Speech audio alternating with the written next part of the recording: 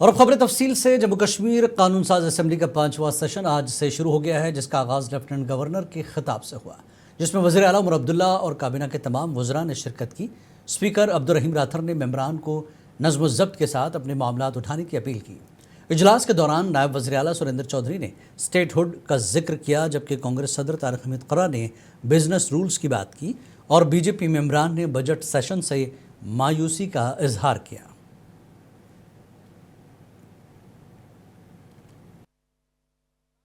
کیونکہ B J پی کے خود لوگوں نے وعدہ کیا ہوا الیکشنوں میں جموں کشمیر کے لوگوں کو، جب یہ الیکشن لڑ رہے تھے 2024 کا، کہ جیسے ہی الیکشن ختم ہوگا ہم جموں کشمیر کو اسٹیٹ کا درجہ واپس دیں گے۔ میرے خیال بی جے پی کے یہاں آنریبل جو ایم ایل ایز ہیں، ان کے ایل او پی ہیں، ان کو یہ سوال پوچھیے کہ آپ نے جو وعدہ کیا تھا جموں کشمیر کے لوگوں کے ساتھ کہ ہم اسٹیٹ کا درجہ بحال کریں گے، تو وقت آ گیا ہے، اب الیکشن بھی ہو گیا ہے، حالات بھی نارمل ہیں، تو آپ اسٹیٹ کا درجہ واپس نہیں دے رہے۔ یہ بی جے پی کے ایم ایل اے کو آپ پوچھیے۔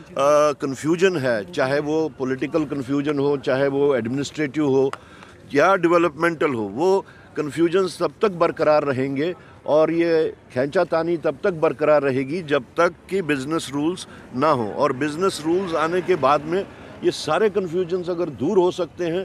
جو ہمارا ایک اسٹیٹڈ سٹینڈ ہے اباؤٹ اسٹیٹ ہوڈ، جب تک اسٹیٹ ہوڈ ریسٹور نہیں ہوگا تب تک یہ سارے کنفیوژنز جو ہیں وہ جاری رہیں گے۔ گورنر ایڈریس ہم نے دیکھا تو اس ایڈریس میں جس طرح پچھلے سال کے ایڈریس میں ایک لالی پاپ لوگوں کو دیا، لوگوں کے سر پہ ہاتھ پھیرا ہے، تو اس بار پھر سے وہی دیکھنے کو ملا ہے۔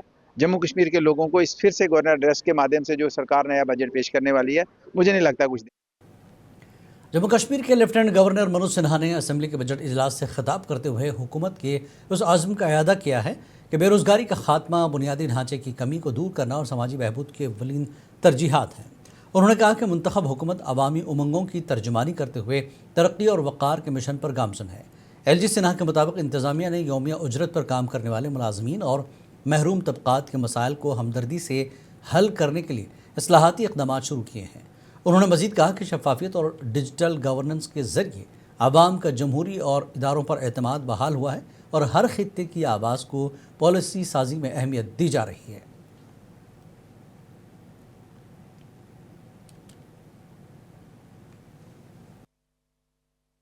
which is witnessing structural transformation.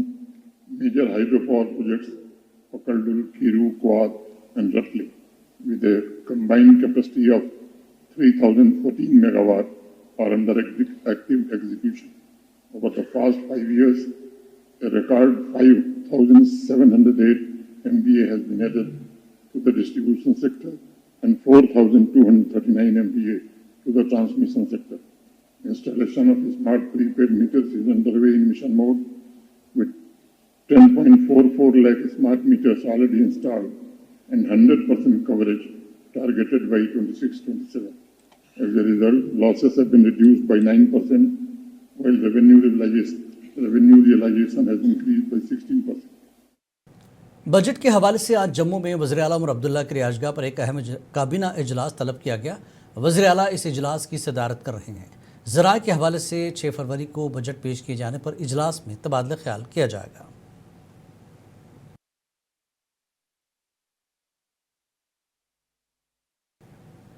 مرکزی بجٹ 2026-27 میں جموں کشمیر سمیت ہمالیائی ریاستوں میں ماحول دوست اور پائیدار پہاڑی سیاحتی راستوں کی تیاری کی تجویز نے ٹریکنگ اور ایڈونچر سیاحت سے وابستہ افراد میں نئی امید پیدا کر دی ہے۔ وزیر خزانہ نرملا سیتارمن کے مطابق اس اقدام سے ماحولیات کے اصولوں کے تحت ایڈونچر سیاحت کو فروغ ملے گا، جس کے نتیجے میں مقامی معیشت، روزگار اور ماحولیاتی تحفظ کو تقویت حاصل ہوگی۔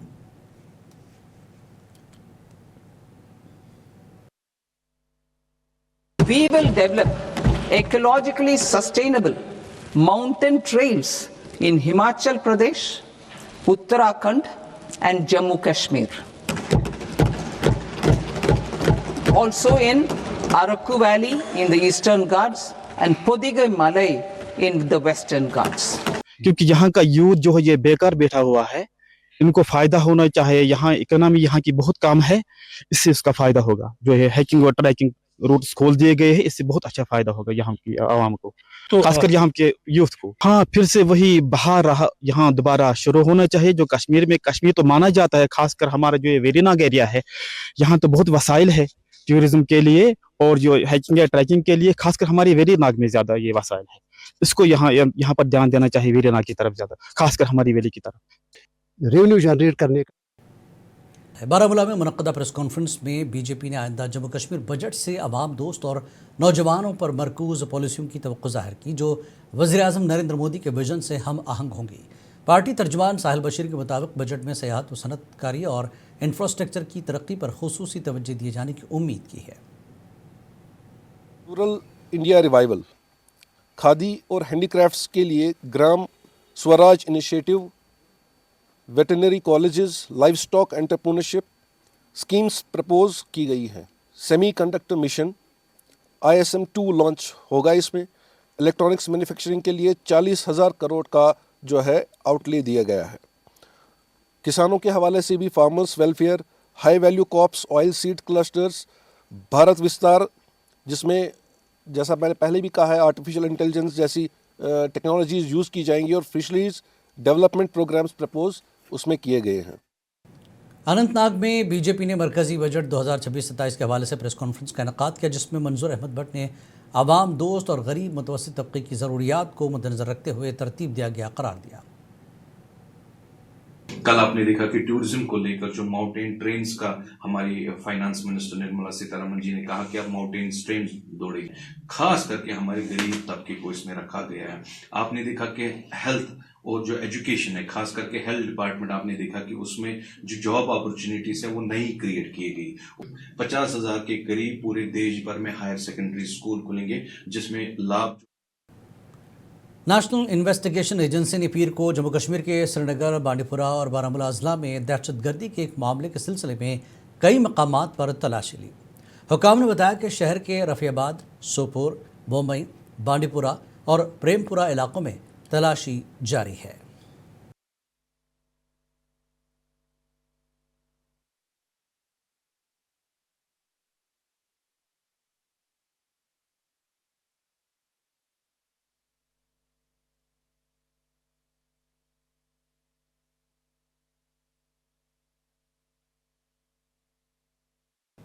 बांडीपुरा में आज सुबह NIA की जानिब से कस्बे के प्लान वार्ड नंबर 4 में एक छापामार कार्रवाई अंजाम दी गई। ये कार्रवाई मकामी पुलिस और CRPF के ताउन से अंजाम दी गई। कार्रवाई के दौरान मोहम्मद मकबूल मीर नामी एक साबिक उस्ताद के घर में कई घंटों तक तलाशी कार्रवाई अंजाम दी गई। कहा जा रहा है कि मोहम्मद मकबूल मीर का एक बेटा पिछले 3 साल से UAPA के तहत जेल में बंद है।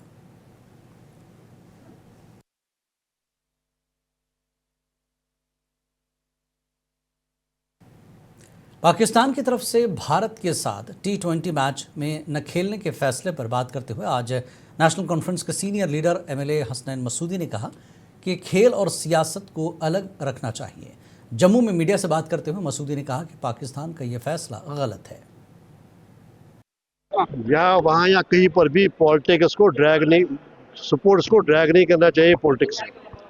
जो पॉलिटिकल डिफरेंस अपार्ट, आपके पॉलिटिकल डिसएग्रीमेंट्स होते हैं, आपके अलग अलग ख्यालात होते हैं, लेकिन जहाँ तक पॉलिटिक्स, जहाँ तक स्पोर्ट्स का ताल्लुक है, लिटरेचर का ताल्लुक है, कल्चर का ताल्लुक है, इसको नहीं ड्रैग करना चाहिए इसमें जो हमारे पॉलिटिकल जो भी इशूज़ हैं। तो इसलिए जब उस बैकग्राउंड में हम देखें तो ये जो बाइकआउट वगैरह की बात है सही बात नहीं है। एक अवसर देना चाहिए ताकि देखें ये जो स्पोर्ट्स या कल्चर है बाकी ये सिर्फ उस वक्त की पॉलिटिकल सिस्टम की बात नहीं। बीजेपी MLA आरिस पठानिया ने T20 वर्ल्ड कप में भारत के खिलाफ मैच के बाइकआउट के पाकिस्तान के फैसले को बदकिस्मती करार दिया और कहा कि इक़दाम हिंदुस्तानी टीम के खौफ से उठाया गया है। मुझे लगता है कहीं ना कहीं भारत की टीम की उभरती हुई परफॉर्मेंस, उनका फॉर्म और उनका जिस तरीके का टीम कोऑर्डिनेशन है, परफॉर्मेंस चार्ट है, कहीं ना कहीं पाकिस्तान को डर भी लगा है। लेकिन इसका दूसरा पार्ट ये है कि अब स्पोर्ट्स पे भी एक द्वितीय जो रिलेशंस की एक छाप, उसकी एक छाया स्पोर्ट्स पे भी आ गई है। मुझे